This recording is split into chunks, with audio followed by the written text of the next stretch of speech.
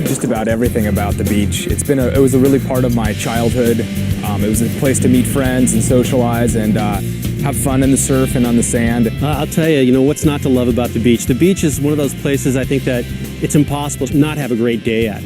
You come down here and the sand is warm and the water is cool. And you can stand at the edge and think that it goes all the way to China and all the way to Africa, and it goes around the world. Oh no, how will we ever get back to Bikini Bottom now?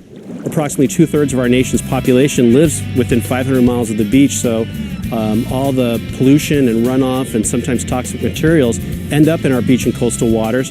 You can come down and go swimming in the ocean, and in some cases get sick just from going in the water. Ew!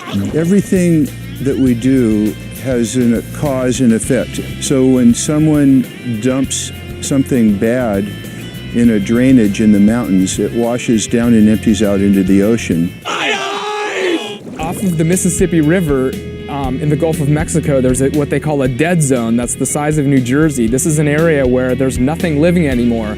And the reason that dead zone is there is because all the pollution that's been collected in the Mississippi River is ending up in the Gulf of Mexico. Well, offshore, that water in the ocean evaporates and comes into clouds and forms rain clouds and comes back to the coast. So what happens in Kansas affects the Gulf of Mexico, and what happens in the Gulf of Mexico affects the plains of Kansas.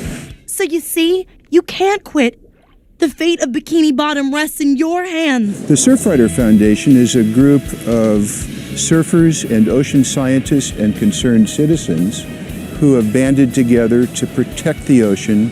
What we try to do is address things such as water quality, beach access, and beach preservation to make sure that for generations to come we have plentiful beaches, safe beaches for people to go to. You're just a kid. But I'm not a kid. I can do it. The most important thing, if you want to become an involved person in saving the ocean, would be to become informed and understand what the issues are in your area, and then begin to contribute to making it better. By using less toxic herbicides and pesticides and cleaners in their house, making sure that their cars aren't leaking oil. All these little things add up to cause the problem, so each of us can take these little steps to protect the environment. And that makes a big difference. If everybody did that, our beaches would be a whole lot cleaner. SpongeBob, me boy! I'm sorry I ever doubted ye. That's a mistake I won't make again. For a long time, we sort of believed that the ocean was so big that we couldn't really affect it. And now, full scale, we're having time. We sort of believed that the ocean was so big that we us can take these little steps to protect the environment. And that makes a big difference. If everybody did that, our beaches would be a whole lot cleaner. SpongeBob, me boy! I'm sorry I ever doubted ye. That's a mistake I won't make again. For a long time, we sort of believed that the ocean was so big that we couldn't really affect it.